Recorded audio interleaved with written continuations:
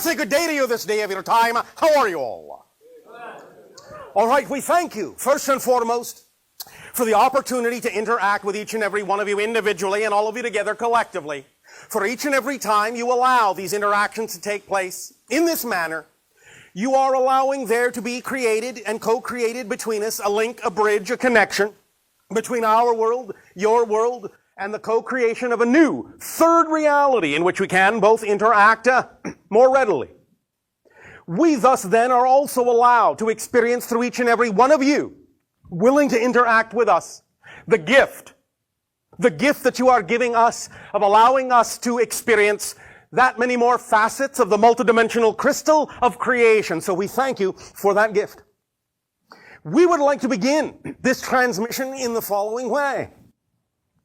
We would like to underscore many of the things that we recognize have been said this day by many of the speakers that have been interacting with you. Many of the things that have been discussed are in very many ways aligned with many of the things we have shared with you over many of your human years. The idea of the rotational forces is paramount to our understanding of existence and the nature of the structure of physical reality, along with an underlying tetrahedral template structure. That, in conjunction with the rotational spiral forces, is how physical reality increases itself, expands itself, moves itself forward in these spiral formations. The idea that you have discussed about the idea of the multiplicity of various parallel Earth realities is also in keeping and in alignment with our understanding of the existence of creation, the nature of physical reality. And these kinds of things, this idea does not have to be taken on faith. You can understand this simply as pure physics. The idea is that there is a multitude of parallel physical realities, an infinite number of parallel reality Earths, each of which is representative of a different idea, a different expression of itself, some very similar to each other, some very different. The idea that it is up to you to decide what information is pertinent to you, the idea for you to have discernment about what is true for you, is also something we very strongly concur with, and the entire reason why we deliver information in the way that we are delivering it, to give you the opportunity to decide what is true for you. For that is the only real test of self-empowerment, is if you can make up your own mind and know that you have the free will to determine what kind of a reality you prefer and implement it and apply the information as you see fit. The idea thus then of all these notions that have been shared with you this day are things that we have been speaking of now for quite some time to the people of your planet, and will continue to do so in this way until such time as it is determined that you have said you are collectively ready to interact in different ways, to raise your vibrations up in different ways so as to create a new reality in which many of the things you say you prefer can actually come to pass, can actually manifest physically, can actually come to light. And that you can experience these things that you desire to experience on a day-to-day basis in physical reality, even though it will not be exactly the same physical reality you are experiencing now because of its vibrational difference. As has been often said, you are shifting your frequencies from one reality level to another, and this is so. But you are always shifting. You are shifting now. It is a natural thing that you do. You don't have to wait to shift. You've been shifting. You've been shifting all your lives. This is the way motion is created. This is what happens when you create the illusion of movement. The only way to create the illusion of movement is to actually shift from parallel reality to parallel reality that's slightly different than the reality you were in before. So you're shifting now, you're shifting now, you're shifting now, you're shifting now, you're shifting now. Through constantly shifting parallel realities. The idea is that you don't notice this so much because each new reality you shift to is very similar to the one you were existing in before. The idea of noticing the change is to create there to be a bigger difference between the parallel reality you shift to and the one that you were in before. That's when you know you're shifting. That's when you reveal to yourselves that you're always constantly shifting, and that learning to shift is not something you have to do. You do it automatically. You do it by your own second nature. It is natural to you to shift. This is the nature of how reality works. This is the nature of how change exists. So the question is not, can you shift? The question is, what will you shift to? And how different will you allow the shift to be based on your definitions and your belief systems of what you believe is possible for you? And this is why it is of paramount importance, as has been said this day, for you to really focus on the idea of the frequency, the vibrational frequency, the state of being that you prefer your reality to be, and thus then understand, based on what we have just said about shifting to parallel Earth realities, that when you change the vibration of your being, it's not that you change the world.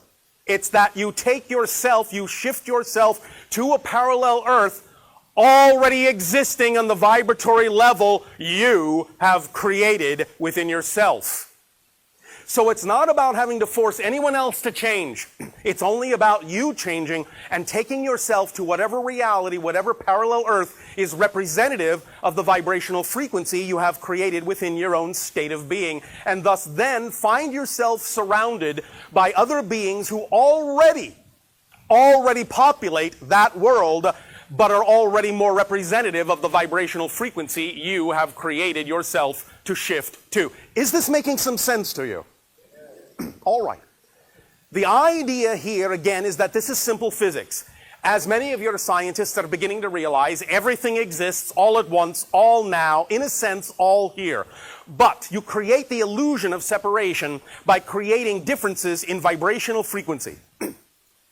As each and every one of you goes to your homes this day of your time, after these interactions, many of you may sit down on one of your couches, you may pick up one of your remotes, you may turn on one of your television sets, and your TV set technology is a perfect analogy of what we are talking about. The idea is that you know that at any given moment, there are any number of dozens of television programs that are available to you at that moment that all coexist simultaneously. But you will only get the program that you tune your channel to. This is exactly how physical reality is holographically structured. Whatever vibrational realm you exist on, whatever state of vibrational being you choose to be, is the reality you get. What you put out is what you get back. Simple physics. For every action, there is an equal and opposite reaction. Simple physics. That's all this is. It's about creating the appropriate state that you prefer in your own being and allowing reality, in a sense, to reflect back to you the shift you have made in yourself. But you must understand that the opposite is also true. You cannot perceive what you are not the vibration of. If you tune your television set, to use this analogy further, to what you call your channel 2, you will not receive the program on channel 4. You have to tune your set to channel 4 to get that program. Likewise, based on the reality you say you prefer, if you do not allow yourself in your definitions, in your emotions, in your thoughts and actions and behaviors in life to exemplify the vibratory reality that you say you prefer to live in, then you will not be actually capable of perceiving any opportunities that could actually allow you to synchronistically get yourself, shift yourself to that reality. Remember, what you are not the vibration of remains invisible to you. Many times individuals wonder, why can't I do this? Why can't I get there? Why doesn't this happen? It may simply be an issue of that they are on a frequency, operating in a frequency domain that creates certain opportunities to remain invisible to them, unknowable to them, unimaginable to them. They will never even conceive of those ideas, nor recognize them even if they were right in front of their face, because they're not operating on that level. You have to be in the state to see the opportunities and the doorways that actually lead to that reality. This is, again, simple physics. It is a very, very, very simple concept, a very fundamental concept, but we understand that many people on your planet seem to have a lot of difficulty in relating to this idea and creating the kind of changes within themselves that they say they want to make. This all simply comes down to the notion of definitions, how you define your reality, belief systems, basically is what we are talking about. Because you do not have You cannot have an actual experiential reality except as is based upon the strongest thing you believe it can be. The strongest way you define your relationship to it and to yourself. All experiences in life are based upon, in your physical reality, in your physical dimension, all experiences are based upon the strongest definition you have bought into about that reality. There have been many, many discussions about the different kinds of realities that your probable futures may hold. And I say this, as has been said, they are simply probable futures. Nothing is set in stone, nothing is chiseled in steel. You have the wherewithal to understand that these are simply a function of the probabilities, that there is no the future. There are many, many, many possible futures. The idea, as we have just explained it, is whatever vibratory realm you exist in, whatever state of being you decide is true for you, will be, generally speaking, the future, so to speak, you will experience. And even if there are other people who think completely oppositely, who believe completely opposite of you, they will have their reality experience as well. The idea, again, is that you don't have to change your world. You simply need to shift to a world that's already representative of the change you wish to experience and allow those that wish to remain in the vibrational world that they have been in to remain there, because that earth will exist as well and does exist right now. All these parallel realities exist right now at the same time, just like the television programs. So, to further stretch the analogy, what this all comes down to by using the analogy of your TV program is to understand it all comes down to transformational vibration, TV. All right? That's what you're dealing with. Transformational vibrations. TV. You decide what TV show you're going to experience. But you have to tune to that channel or you will not be capable of seeing that particular TV show you say you desire to see. Does this make sense? All right. Simple physics. That's all this is. Nothing has to be complicated about this unless, of course, you prefer it to be difficult and complicated, because I will never take that away from you if that's what you want to do. It is up to you to experience the idea of difficulty if you wish to, because that's a valid choice within creation. The idea, however, is you can understand that you don't have to invalidate difficulty as a choice in order to prefer the idea of smooth and easy transitions. Now, we are not saying you will not have challenges, but we are talking about the idea that those challenges can always be met from a positive and constructive vibrational state, and if they are met from that state, then any circumstance and any situation that occurs in your physical reality will always only result ultimately in a positive and constructive effect in your life. Regardless, here's the important point, regardless of anyone else's intention toward you. That's the important point. You cannot be affected in your reality without your permission, without your agreement. So the idea is to get in touch with what you believe is true, what you define as possible, so that you will understand what it is you can and thus don't have to agree to experience in your chosen reality, because it's all by agreement. It's all by permission. No situation, as we have said many times, no situation actually causes anything. It is your definition of your relationship to that situation that allows you to experience what you experience. No situation itself causes pain, strife, or struggle. All circumstances and situations are fundamentally neutral, devoid of any built-in meaning. This is why we have often said, although we understand that this sounds strange in your language, allow us to further explain, the greatest gift you have all been given is that life is meaningless. You have no built-in meaning to anything. That means you have the free will to determine what it will mean to you. And by determining what circumstances mean, what the situations in your life mean, what life means to you, that's what determines what you get out of it, what effect it has experientially upon you. Again, simple physics. What you put out is what you get back. But what's there is an illusion, is a reflection in a sense, and doesn't really contain any substance until you empower it with your own energy to create an effect in your life. So regardless of anyone's intention toward you, if you allow yourself to maintain the vibration of your preference and relate to every circumstance that happens in your life, no matter how it looks, no matter what it is, relate to it knowing that the only thing it can do in your life is serve you in a positive way, then you, regardless of anyone's intention toward you, will ultimately only experience a positive effect and a positive outcome in your life. But you have to know that that's true. You have to behave as if that's true. You have to absolutely have a concrete definition that that is what is true for you. Now, again, this idea of shifting, this idea of vibration, again, all comes down to your definitions, your relationship to things. Many of you attempt to change the things in your lives by changing the outward ideas. And again, this is an illusion. It's what you humans call the cart before the horse. The idea, again by analogy, is that physical reality is very much like one of your glass mirrors.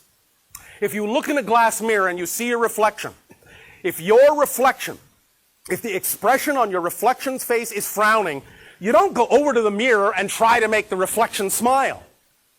You know that the only way to get the reflection to smile is to decide to smile first. But when you do, the reflection has no choice but to smile back. Now we understand that physical reality has a kind of density to it, may have a little bit of a space-time lag to it, so that things don't always necessarily instantaneously change to the reflection of the change within you. But that's wherein you give yourself the greatest opportunity to absolutely stand firm on the idea of the change that you decide you have made. Because very often you will test yourselves in the following way. You may say, well, I have changed, but I am not seeing a change in my outer reality. Therefore, something must be wrong. That's the test. The test is not whether the outside reality has changed to reflect the change you say you've made. The test is whether you respond to the outside reality differently than you did before, even if it still looks the same. That's what tells you you've changed. It's the response that tells you you've changed. Because when you thus then respond to everything from a positive and constructive point of view, then you give your reality the assurance. You give the reflection the assurance that you have changed. And you're not just giving it, as you say, lip service. Because when you base the idea of what happens in your outer reality to determine whether or not you have changed, you're giving your power away to the illusion. Instead of simply knowing that you have changed and behaving like you know it. It's that simple. It has nothing to do with how the outer reality looks. It has to do with how you relate to it, how you respond to it. That's what determines that you have changed. And then, when you hold fast to that assurance, then you can allow your physical reality within the space-time construct to take whatever time it needs to change and reflect back to you the certainty of the change you now know you have made within yourself by the way you now relate to everything in your life differently than you did before. Is this making sense to you? All right. Now this idea of your demarcation time frame, your 2012 time frame, can represent many things and does represent many things within your collective consciousness. And has again been said, the idea is that all these realities, all these potential outcomes are all true. But you decide which one you're going to experience by your vibratory state. That's why state of being is so crucial.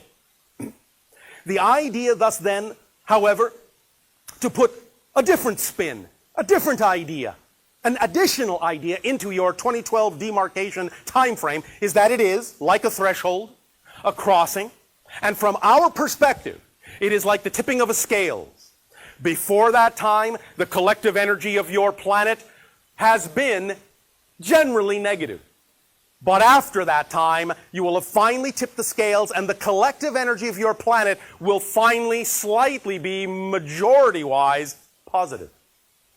So it represents a tipping of the scale, where a sufficient number of individuals are creating the same frequency of the kind of vibrational earth they prefer, so that you can experience a shift to that earth, where from that point forward, the energy being more positive than negative, it can snowball, it can accelerate, it can expand, and continue to move in that direction, in that kind of energy. Your demarcation line of 2012 is also something relevant to us. And in that context, you have, many of you realized, that for quite some time there has been, in a sense, a kind of hands-off policy, a kind of quarantine policy of the Earth in terms of any kind of real, open, direct interaction between ET species and your own. After that time frame, that quarantine will be done. Now, that does not mean that spaceships will be landing everywhere the next day. What it does mean is this. It will no longer be us holding back from open contact. It will be determined solely by whether you are collectively ready for open contact from that point forward. So we pass the ball to you. It's totally in your court, as you say, after 2012, as to when open contact will occur between yourselves and other species such as our civilization. We will no longer be held back by our own philosophies, by our own laws, so to speak. It will be totally in your hands. We will still take that guidance from you as to whether or not you are collectively ready. Now, as we read your collective energy now, and remember, there's no such thing as a prediction of the future. There is only a sensing of the energy that exists at the time the prediction is made. All predictions are of the present, not the future. So when some psychic tells you something about the future, what they're actually doing is sensing the most likely probable energy that exists at the moment they're making the prediction. And if that energy doesn't change, then it has a high degree of probability of manifesting physically. But if it does change, then it'll go down another path. And the prediction, in a sense, by having been made and adding new energy, by making you aware of where the energy is going, can actually act as rendering itself obsolete. So it doesn't mean that the psychic was wrong if it doesn't come to pass. It means you changed the energy that was sensed at the time the prediction was made. However, in this context of open contact, because this is, from our perspective, these kinds of communications are the beginning of contact with your civilization, at least between your civilization and ours. So the idea of open contact, as we read your collective energy now, today, seems to be that the highest degree of probability is that it will occur sometime between your year of 2025 and 2033. Up to that point, there will be many other things happening that will lead up to it. But that's as we read the energy now. Now, you can accelerate that a little bit. You can even delay that a little bit. It's up to you. But in all likelihood, that open contact has a high degree of probability, because if it didn't, it is unlikely we would be talking to you right now. We would be talking to some other Earth where the probability was that high. But we're talking to you. So in a sense, you can use us as a barometer as well for how you're doing. The idea that you know these things are going on, that you know it's all about transforming your energy, the idea that you know you're expanding your consciousness and your spirituality is a barometer that you are, bit by bit, at whatever pace you're comfortable with, bit by bit, shifting yourself every moment to a reality that is more and more, every day, in every way, representative of the reality you prefer. It's all in your hands. It's totally in your control. Always has been, is now, always will be. You are that powerful. And let us address another issue that many humans discuss with us. The idea of Earth being some sort of backward planet. 2 words: nonsense.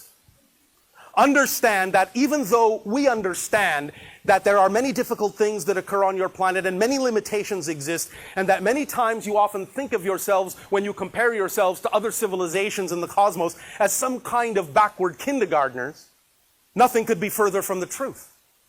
Understand that it takes a great degree of strength, a great degree of power, a great degree of courage to incarnate on a planet with that kind of limitation. We view you as a master class.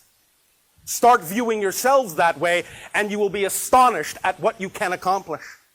You are a master graduating soul class that has found the way to transform great darkness and great limitation into great light. We call this the rubber band analogy.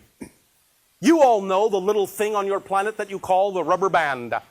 You know that when you pick up a rubber band and you want to shoot it in a particular direction, you must pull it back. The farther you pull it back, the farther it will fly in the opposite direction. This is the analogy of limitation and darkness. By allowing yourselves, by agreeing, by choosing to experience this degree of limitation for so many thousands of years, by exploring the idea of transforming that degree of darkness and that degree of limitation, you are pulling the rubber band that far back into darkness, that far back into limitation. So the farther back you go, when you finally let go, that much farther and that much faster will the rubber band fly into the light. That's what you're doing. That's your mechanism.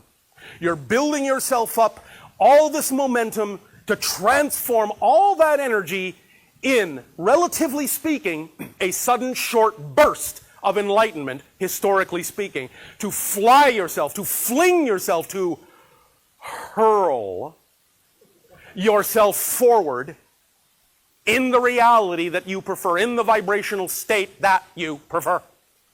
So, in that context, you're doing just fine. Allow yourselves to know that you are that empowered.